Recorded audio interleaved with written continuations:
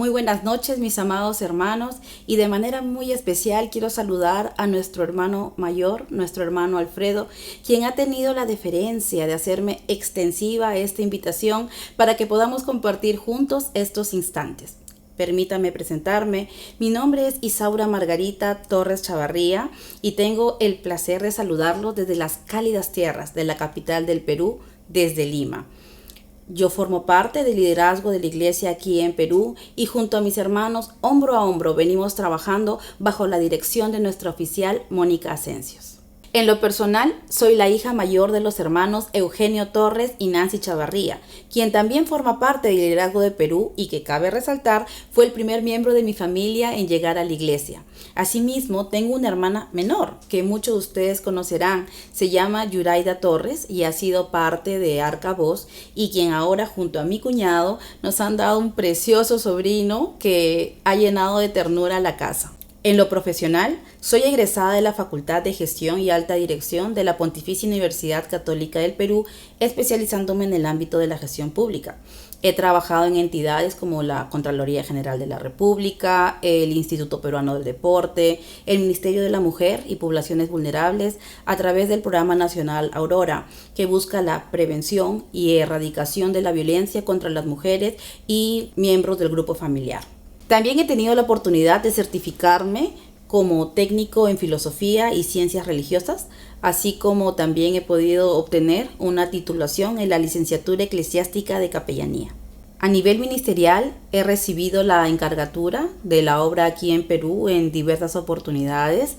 Asimismo, en el año 2023 tuve la oportunidad de ser elegida para hacer obra misionera en la hermosísima ciudad de Cúcuta, donde pude palpar el inconmensurable amor del Señor a través de tantos ángeles y personas maravillosas que el Señor puso en mi camino. En esta noche, mis hermanos, quiero abrir mi corazón y contarles parte de mi historia con el Señor y cómo ésta puede concatenarse con el mensaje que vino esta mañana a través de mi querido diario. Yo tuve la oportunidad de conocer al Señor a través de un viaje ministerial que realizó el hermano Nemesio a estas tierras peruanas en el año 2010. Este año 2010 fue un año particularmente desafiante para mí en múltiples aspectos de mi vida. Yo apenas iba conociendo del Señor y en el primer trimestre mi padre fue diagnosticado de un cáncer de estómago, cáncer avanzado de estómago. Entonces, él como doctor se sometió a lo que sus colegas en ese momento le recomendaron y es pues realizar el proceso de quimioterapia. A lo cual, luego de unos 3 meses, lo que se suponía iba a ser un tratamiento, un proceso en realidad que era una endoscopía para ver cuál era el estadio del cáncer, de la enfermedad, terminó convirtiéndose en una operación de 8 horas y media de estómago abierto. Fueron las 8 horas y media más largas creo que he tenido hasta el momento. Y cuando luego de terminada este procedimiento, esta cirugía, me acerco a la sala de cirugía para consultar con el doctor que había liderado esta operación, cuál era el estado de mi papá, qué es lo que podíamos esperar. Me presento y le digo, buenas tardes, doctor Mena, soy Isaura Torres, hija del doctor Torres. ¿Cuál es el resultado de la operación? Él me miró y me dijo, señorita Torres, buenas tardes. Como ustedes sabrán, era un cáncer avanzado de estómago. Hemos removido todo el estómago, hemos unido tripa con esófago. Asimismo tenía ganglios comprometidos y le hemos retirado la vesícula porque estaba llena de piedras. Entonces cuando yo que no soy médico, me dicen que a mi papá le han retirado el estómago, le han sacado los ganglios, le han sacado la vesícula y el doctor me dice que han hecho todo lo humanamente posible para poder salvar su vida, y que eso ya no estaba en manos de los hombres, sino que ya dependía del de arriba, entendí claramente hacia dónde es que tenía que dirigirme. Entonces le agradecí muchísimo por todo lo que habían hecho por mi papá, y en ese momento salgo del hospital para buscar de aquel que de aquel que es el Dios de los imposibles, de aquel al cual podemos apelar en nuestros momentos de mayor desesperación y de mayor angustia. Entonces, luego de terminado este procedimiento y pasados los días, a través del hermano Nemesio, el hermano Alfredo nos mandó una palabra diciendo que mi padre era un hombre sano y que si él podía creerlo, inclusive Dios le podría dar un estómago nuevo. Y esas palabras yo se las transmití a mi papá al día siguiente de su operación, y mi papá lo pudo creer.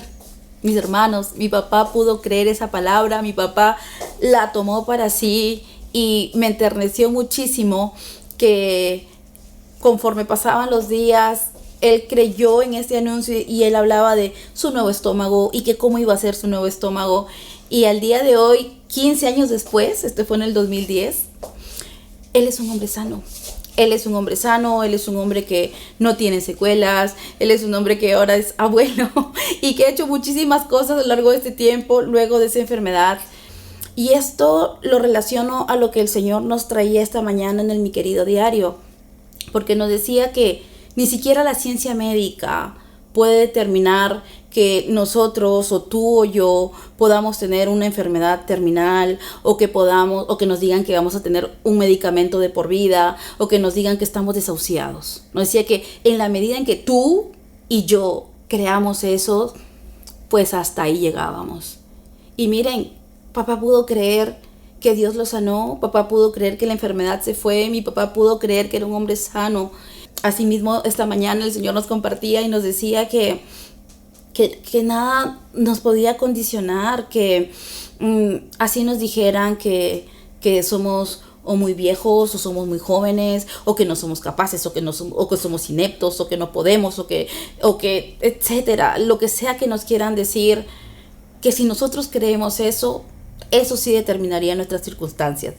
Y bueno, ya para terminar con la historia de mi papito, quería comentarles que después de que él regresó de su ejercicio de Gilgal, él fue a Colombia a hacer sus Gilgales también, tomó una decisión muy importante, y es que a sus 60 añitos tomó la decisión de poder hacer su especialización, y decidió especializarse en medicina interna, que es una de las especialidades más difíciles aquí en Perú, cuyos cupos son los más reducidos, que inclusive los médicos que recién están egresando la sufren para poder alcanzar un cupo en esta facultad. Entonces papá tomó la decisión, se preparó, postuló, alcanzó su cupo, terminó su especialización, y a pesar de que uno diría, ya a sus 60 años, hermano Eugenio, ya usted ya está para jubilarse, ya no ejerza la medicina, pero no, que nada nos condicione, que nada nos diga que no podemos o que sí podemos, porque realmente al final del día quienes pueden decidir eso somos nosotros mismos. Nosotros mismos podemos decidir si sí o si no, y en lo que creamos, pues conforme a eso nos será hecho. Ahora bien, volviendo a mi historia, voy a contarles un poquito pues de mis inicios aquí en la iglesia, y es justamente en estos inicios que yo me topo con una figura desconocida para mí hasta ese momento, que es la figura de la autoridad espiritual. Entonces, cuando a mí me comentan que pues la autoridad espiritual es como que la voz del Señor, es la guianza del Señor para la vida de cada uno de nosotros, para mí eso fue un sí y un amén, ¿no?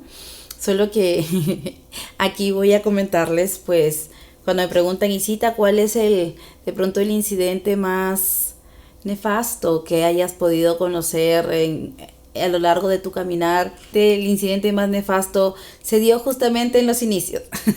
Se dio justamente en los inicios, y fue cuando la persona, pues, en mención fue enviada a la localidad de Lima. Lastimosamente, esta persona, pues, que asume esa posición de autoridad, yo siento que era una persona que no tenía amor por las almas, ¿no? Ahora ya, después de todos estos años, esa es la conclusión a la que puedo llegar por diversas circunstancias que pasaron En ese entonces, luego del portento que había ocurrido en la vida de mi padre, yo estaba súper agradecida con el Señor. Dios mío, me estaba topando con el Dios vivo, con algo que yo jamás había experimentado en la vida. Entonces, mis hermanos, al ver pues ese camino que se me ponía por delante de haber llegado a las manos del Dios vivo, como nos decían en esa época, pues nuestros hermanos estamos en las manos del Dios vivo.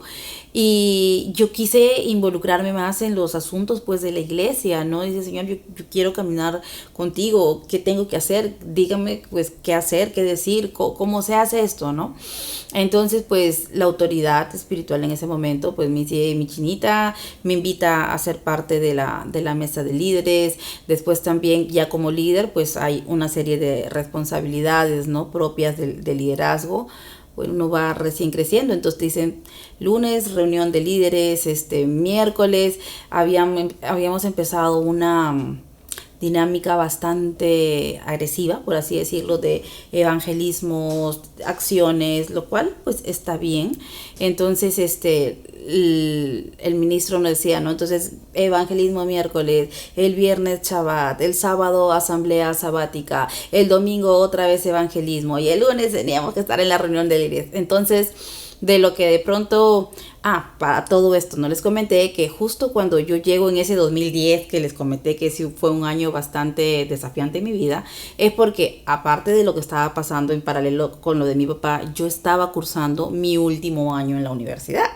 Entonces, yo todavía era estudiante universitaria, ¿no? Entonces estaba en mi último ciclo de la carrera, avanzando mi tesis, con el papá con cáncer y ahora conociendo al Señor a través pues de la iglesia y de mis hermanos, etcétera. Pero a lo que voy cuando decía la experiencia nefasta con esta persona, por ejemplo, un día eso lo tengo bien clarito. Tenía reunión con mi asesora de tesis en la universidad a las 5 de la tarde. Entonces yo ya estaba llegando a la universidad cuando de pronto recibo una llamada del ministro y me dice, mi chinita, ¿dónde estás? Yo le digo, hermana, ya estoy llegando a la universidad. Y me dice, ¿y qué hace usted por allá? Que no sabe dónde es que usted tiene que estar. Tu lugar es aquí con el liderazgo, es acá en los asuntos del Padre. Esto es lo verdaderamente importante, esto es lo real. Y sí, hermanos, en realidad es lo real, pero también pues hay que tener criterio, ¿no? Entonces me dijo, se me viene inmediatamente, se me toma un taxi y tiene que estar aquí en la reunión de líderes. Y yo, pues vaya, o sea, tenía reunión con mi asesora de tesis, que dicho sea de paso, pues era una persona con unos cargos muy altos dentro de la gestión pública y que así nomás no aceptaba tener asesorados ni tesistas y había yo conseguido que ella me asesore y tuve que cancelarla y decirle, pues Mayen, se me presentó algo urgente, tengo que salir, tomarme un taxi para atravesar Lima, porque de mi universidad hacia donde estaba en ese momento la sede, háganse la idea de Bogotá, y tener que cruzar Bogotá, algo así también es Lima. Entonces, cruzarme Lima, tomar el taxi para poder llegar a las 7 de la noche a la reunión de líderes, porque pues mi autoridad, que es la voz de Dios, me lo estaba demandando. Porque si no es eso, pues yo me sentía que estaba en la mayor falta y el mayor de los pecados. Entonces, cositas así, era como que, no sé, yo no entendía. Había algo en mi corazón que decía que esto está como raro, esto está como extraño. Entonces dije, acá hay cosas que estaban pasando que yo no sabía qué era en realidad, pero decidí apelar a una luz más alta y osé, me animé, tomé valor y escribí una carta a una luz más alta. Le escribí la carta a la autoridad de mi autoridad. Y bueno, dije, sí, pues esto es así, bien, y si no es así, pues me corregirán, ¿no? O sea, pero algo va a pasar. Entonces, después de eso, pues ya vinieron muchas más cosas, ya fueron materia de un tribunal de ética ministerial, se destaparon muchas otras cosas y por ejemplo, ¿no? O sea, para muestra un botoncito, como le dije, nosotros éramos niños en todas las cosas y un hermano había vendido un terreno que tenía y él en su amor por la obra, él diezmó no solo del terreno, sino del valor total del predio. Y pues lo ingresa para las arcas de la iglesia como un diezmo. Y esta persona, no sé bajo qué criterio, eh, manda que borren eso de diezmo y que lo cambien por una ofrenda dirigida hacia su persona. No sé, lo dejo ahí, mis hermanos, porque para mí es increíble, ¿no? Entonces, cositas así se fueron destapando cuando ya esta persona deja la localidad, pues la iglesia quedó con arrendamientos en deuda, 2, 3 meses de arrendamiento, desfalcada, los corazones de los líderes bastante contrariados. Sí, no, yo siento que eso fue de lo más nefasto que conocí en la iglesia, a tal punto que llegó un momento en que llegué a cuestionarme, ¿dónde estoy? Digo, Señor, ¿dónde estoy? ¿A dónde he venido? Esto parece de locos. Pero como Dios no puede ser burlado, pues tarde o temprano todas las cosas salen a la luz. Y cuando ya yo pensé pues tirar la toalla, como quien dice, el Señor en su amor envió 2 vasos bellísimos que venían a reforzarnos la alabanza, que fue en su momento el hermano Leonel Peña y el hermano Jefferson Rodríguez. Vasos que para mí fueron como que un solaz. ¿Por qué? Porque en ellos yo pude ver al Señor, pude ver el amor por las almas, el amor por la obra, el darse, el querer entregarse. Y dije, así sí es. Es como que así sí. Y en su momento, hace poco, cuando tuve la oportunidad de reencontrarme justamente con el hermano Leonel, le dije, Leito, si en algún momento pues pensé irme y no me fui, fue gracias a tu testimonio, porque pude ver el amor tuyo por la obra del Señor y ese amor que tenía por la iglesia, por las cosas del Señor, por los hermanos, fue que me permitió al día de hoy estar aquí. Y bueno, entonces en estas épocas, mis hermanos, que ahora suenan como si fuera para mí el Antiguo Testamento, quiero comentarles algo. Entonces, poder escuchar una palabra que venga del Señor, una palabra del hermano Alfredo, era un poquito difícil el acceso, sobre todo los que estábamos fuera de Colombia, los internacionales, ¿no? Lo que recibíamos del hermano era a través de los vasos ministrantes que llegaban de tantos obreros maravillosos que han pasado, que han venido, que nos han cimentado, ¿no? Pero entonces teníamos algo como que el hermano dijo en tal congreso, el hermano dijo en tal lugar, el hermano dijo en esto, y si no es a través de los vasos ministrantes, era a través de los congresos, para los cuales pues teníamos que desplazarnos obviamente de nuestro país hasta Colombia y poder recibir del Señor esos 3 días. Ahora bien, ahora se imaginan, mis hermanos, que si por estar de pronto 1, 2, 3 o 4 días con nuestro hermano, o poder escucharle, o poder recibir de él, recibíamos con esa alegría ese tiempo tan preciado que él nos daba, cuando nos enteramos que había nacido un ejercicio que se denominó Gilgal, en el cual podíamos estar al lado del Señor, no por espacios cortos de tiempo, sino por un mes siendo entrenados por Él, enseñados, corregidos, redarguidos, instruidos. No, para nosotros eso fue, para mí, Isaura Torres, eso fue una alegría, hermanos, que yo no sabría qué decirles. Y esto me recuerda a lo que esta mañana nos traía el Señor, ¿no? De cómo uno puede diseñar sus circunstancias y ese proceso, que los 4 pasos que el hermano nos traía. Entonces, yo me acuerdo, lo primero es que yo anhelé, yo quise estar ahí en Gilgal, Señor. Yo tengo que estar ahí. Una vez que quise estar en Gilgal, entonces creí que podía estar en Gilgal. Dije, bueno, yo tengo que estar en Gilgal, yo quiero estar ahí, yo necesito estar ahí, ¿no? Yo quise creí que podía estar ahí y luego empecé a moverme. ¿Para qué? Para crear las condiciones de que eso pueda ser verdad. Entonces ya empecé a mover mis contratos en el trabajo, ver el recurso financiero, ver las fechas, ver cuándo podía movilizarme, etcétera, etcétera, para hacer posible que eso se diera, para finalmente traer a mi vida el estar presente en ese ejercicio. Tal es así que yo realicé mis 3 Gilgales, no tanto de corrido, sino los he realizado mis 3 Gilgales. Y en el 2019, cuando me enteré que se había abierto también un Gilgal y que iba a estar nuestro hermano Alfredo, iba a ser en Cachipay, yo ya había hecho mis 3 Gilgales, ya tenía Gilgal 1, 2 y 3 y dije, bueno, entonces, ¿qué hago? No importa, le pregunté a mi hermano Nemesio, ¿puedo volver a inscribirme en Gilgal 3?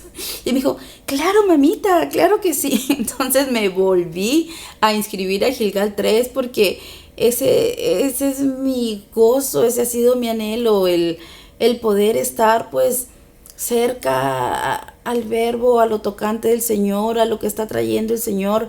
Y esto de Gilgal lo voy a unir a nuestro mensaje de la mañana. ¿En qué sentido? Pues bueno, aparte del proceso de traer a la realidad lo que uno realmente anhela, ha sido en Gilgal donde yo he podido despertar a la realidad que realmente me rodea. Esta mañana nos decía el Señor, y lo voy a leer así textualmente, nos decía que personas extrañas a tus verdaderos y profundos intereses desde todos los campos han estado creando para tu vida un extraño huerto, conforme ellos lo quisieron plantar. Y ha sido así. Pero, mis hermanos, hasta antes de Gilgal, yo no tenía idea de nada, hermanos. Yo era una ciudadana más del mundo. Sin tener conciencia de pronto de todos estos condicionamientos que nos están dando, ya sea a través de la música, a través de la moda, a través de inclusive de la comida. Hoy en día, mis hermanos, tenemos pues un sinfín de dietas, al punto que uno ya no sabe que si el jugo verde, que si no, que te hace bien, que no te hace bien, en fin, hay tanta información y tantas corrientes, y que a veces yo siento que en vez de darnos algo cierto para nosotros, pues también nos confunden, ¿no? Entonces ha sido tanto este condicionamiento, pero fue en Gilgal, por ejemplo, donde por primera vez escuché algo acerca del nuevo orden mundial. Me enteré que había un club Bilderberg, que había un instituto Tavistock, y así entre otras cosas. Entonces ha sido aquí en Gilgal donde empecé a despertar a la realidad que me rodea, donde empecé a tener inclusive mayor conciencia de mí misma, ¿no? Y es ahí donde radica la importancia de este ejercicio, que nos encontremos con nosotros mismos. Y es Gilgal justamente también donde cuando me hacen la pregunta, Isita, ¿y qué es aquello que más te ha marcado, más te ha impactado, el ministro que de pronto tú hayas visto un ejemplo, ¿no? que impacte en tu ser? Corrí el año 2019, en el que les conté que yo estaba haciendo mi tercer Gilgal con el hermano Alfredo, que luego de su ministración incansable, inagotable, exhaustiva, llega un punto en que ya este cuerpo se resiente, y a pesar que pues nuestra hermana Bellanire le entregaba al hermano de pronto agüita tibia con miel para aliviar esa carraspera que tenía, ya el cuerpo no pudo más y colapsó. Y hubo varios días que pues el hermano tuvo que estar en cama, porque ya era delicado, ya el cuerpo dijo hasta aquí nomás. Y entonces para mí fue muy sorprendente el verlo el último día, mis hermanos, el último día que se cerraba el ejercicio, mi hermano haciendo todo un esfuerzo sobrehumano, recogiendo las fuerzas que le quedaban, el poder salir de esa cama, caminar, llegar hacia nosotros para volver a usar nuevamente esa garganta tan gastada, esa garganta que no ha cesado en todo tiempo para traer las cosas que el Señor Jesús quiere que se traigan para el crecimiento de su obra. Sale en ese amor para darnos las últimas recomendaciones, para hacer las evaluaciones finales, para poder despedirnos a las delegaciones. No, hermano, eso ver al hermano entregando todo lo que tenía, inclusive su salud, que es lo que nos permite estar en este plano físico, ¿no? Entregarlo todo. Es de las cosas que nos marcan. A veces uno dice, ¿por qué? Pues al hermano, o muchos que llegan recién, de pronto no entienden. Algunos que tenemos algunos añitos de más, pues hemos tenido la oportunidad de vivir cosas al lado de él y entendemos quién es él. Y por eso es que está aquí en este corazón tan presente. Gracias, mi hermano, por amarnos con un amor inconmensurable, casi que indescriptible, porque a pesar de tener todas tus responsabilidades y obligaciones, yo no sé cómo le haces, mi hermano, para que poder estar al pendiente y al tanto de a veces de estos detalles tan pequeñitos y tan triviales de los miles de líderes, pastores, ministros, amigos y todos aquellos que hemos pasado por tus manos, Señor, que estamos siendo instruidos por ti. Ese corazón tuyo debe ser enorme como el de nuestro Señor. Bendito seas, mi hermano. Rememorando estos momentos, mis hermanos, ahora hace mucho sentido para mí lo que nuestro hermano Alfredo nos compartía el pasado jueves 6 de marzo, a tal punto que se los quiero compartir de manera literal la forma en la que él nos lo trajo y nos hacía caer en cuenta que cualquier persona cree que tiene un motivo para vivir, pero la vida solamente tendrá sentido y propósito cuando tengas un motivo para morir.